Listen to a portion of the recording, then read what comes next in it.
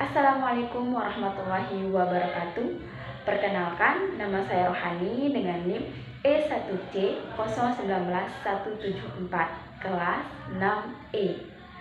Pembuatan presentasi video ini bertujuan untuk memenuhi tugas akhir semester pada mata kuliah Metode Penelitian Sastra.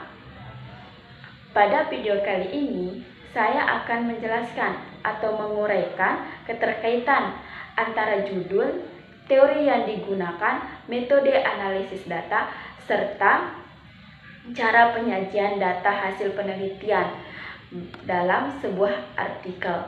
Berikut penjelasannya. Pada video kali ini, saya akan menguraikan sebuah artikel penelitian yang berjudul Perubahan Tingkah Laku Tokoh Utama pada Novel Nadja karya Mehdi Zidan, Perspektif Behaviorisme B.F. Skinner, dan kaitannya dengan materi pembelajaran sastra di SMA yang disusun oleh Yulia Yasmin. Pada artikel ini, saya mengaitkannya dengan psikologi sastra yang saya pilih. Sebelum itu, perlu kita ketahui apa sih yang dimaksud dengan psikologi sastra? Psikologi sastra merupakan salah satu kajian sastra yang bersifat interdisipliner karena memahami dan mengkaji sastra dengan menggunakan berbagai konsep kerangka teori yang ada dalam psikologi. Adapun pengertian lain dari psikologi sastra yakni psikologi sastra adalah cabang ilmu sastra yang digunakan untuk mendekati atau mengkaji suatu karya sastra dari sudut pandang psikologi yang dikemukakan oleh Noor tahun 2004. Sementara menurut Endaswara tahun 2011, psikologi sastra adalah kajian sastra yang memandang karya sebagai aktivitas kejiwaan. Adapun hasil analisis saya pada artikel ini yaitu pertama, mengenai judul. Penelitian ini berjudul Perubahan Tingkah Laku Tokoh Utama Novel Nadja karya Mehdi Zidan, Perspektif Behaviorisme B.F. Skinner, dan kaitannya dengan materi pembelajaran sastra di SMA. Judul ini sangat berkaitan dengan psikologi sastra, karena peneliti memfokuskan pada tokoh utama yaitu Nadja yang dianalisis melalui kejiwaan, psikologi, dan perubahan tingkah laku yang dialami oleh tokoh. Yang kedua yaitu teori utama. Teori utama yang digunakan pada penelitian ini adalah teori behaviorisme yang dipelopori oleh B.F. Skinner. Teori ini lebih memfokuskan pada aspek tingkah laku manusia sebagai adaptasi terhadap stimulus respon di sekitarnya.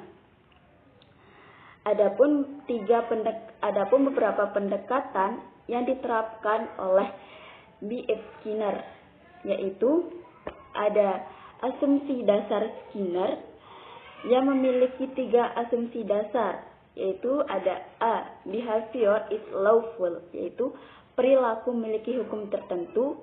B. Behavior can be predicted, perilaku dapat diramalkan. C. Behavior can controlled, yaitu perilaku dapat dikontrol. Yang kedua ada tipe tingkah laku Skinner, yaitu membaginya menjadi 2 tipe, ada responden dan operan. Ketiga, pengaruh lingkungan. Keempat, stimulus respon. Stimulus respon ini terbagi menjadi 2, ada stimulus tak terkondisi dan stimulus terkondisi. Ketiga yaitu mengenai metode atau analisis data. Jenis penelitian yang digunakan adalah penelitian kualitatif, dengan memahami fenomena tentang apa yang dialami oleh subjek penelitian, misalnya perilaku, persepsi, motivasi, tindakan, dan lain-lainnya.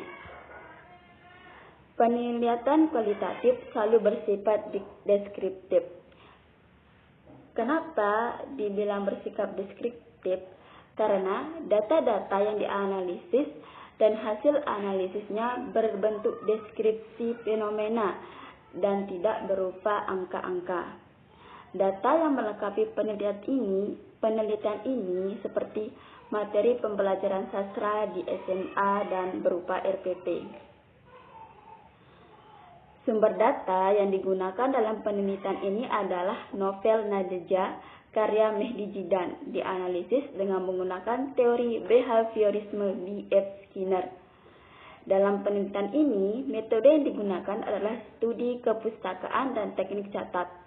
Metode analisis data dalam penelitian ini adalah deskriptif analitik.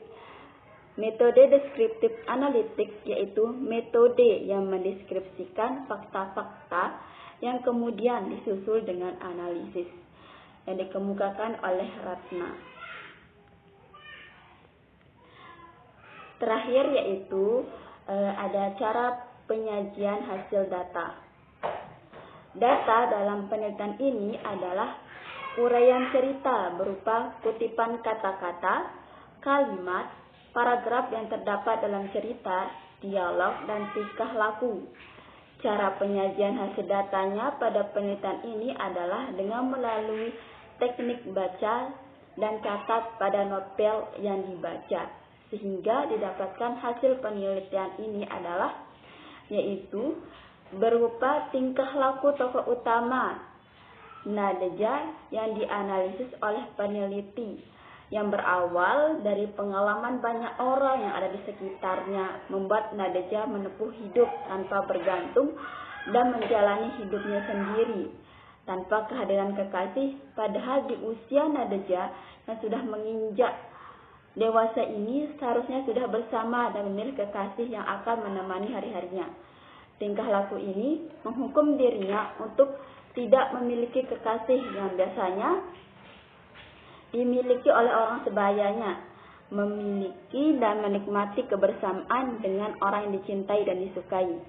Ivan yang merupakan kekasih Nadja juga meramalkan perilaku yang akan Nadja lakukan ketika ia mendekatinya. Nadja sangat tidak suka bila ada seseorang laki-laki yang mendekatinya. Tetapi hal ini tidak berlangsung lama. Nadja memperlihatkan perubahannya dengan menerima Ivan datang dan berbicara di rumahnya.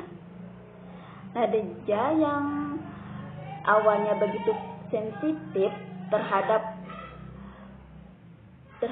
Ivan serta tidak dapat mengontrol perilakunya ketika didekati, namun kini malah sebaliknya. Tingkah lakunya mampu ia kontrol menjadi lebih baik kepada Ivan dan mau menerima Ivan bertamu di rumahnya. Inilah yang merupakan perubahan tingkah laku pada tokoh Nadja. Perubahan tingkah laku yang dialami oleh Nadja sangat berkaitan dengan teori yang digunakan, yaitu teori behaviorisme, yang dimana di sana menganalisis perubahan tingkah laku mulai dari stimulus respon sampai terjadinya perubahan tingkah laku pada tokoh tersebut. Selain menganalisis tokoh Nadja dalam novel Nadja ini,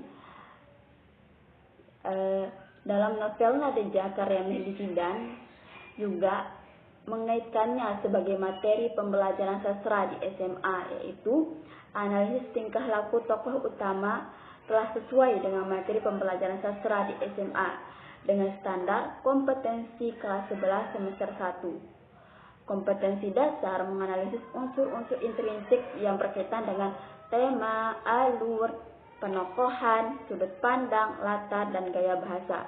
Oleh karena itu, analisis tingkah laku tokoh utama ini dapat bermanfaat sebagai materi pembelajaran sastra di SMA.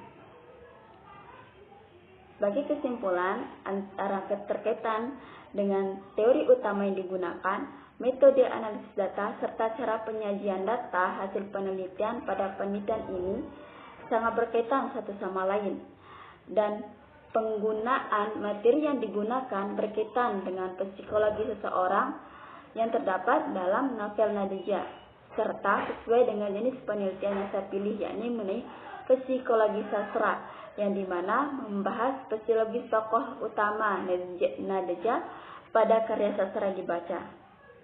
Peneliti juga tidak hanya membahas psikologi tokoh utama, melainkan mengaitkannya juga dengan materi pembelajaran sastra di SMA sebagai bahan ajar, karena dalam novel ini terdapat nilai-nilai moral yang bisa dicontoh oleh siswa, yakni seperti belajar mengenai toleransi, pentingnya sosialisasi, dan bersikap, sehingga menimbulkan kenyamanan antara sesama teman dan lingkungan sekitar. Baik, mungkin hanya itu yang bisa saya sampaikan.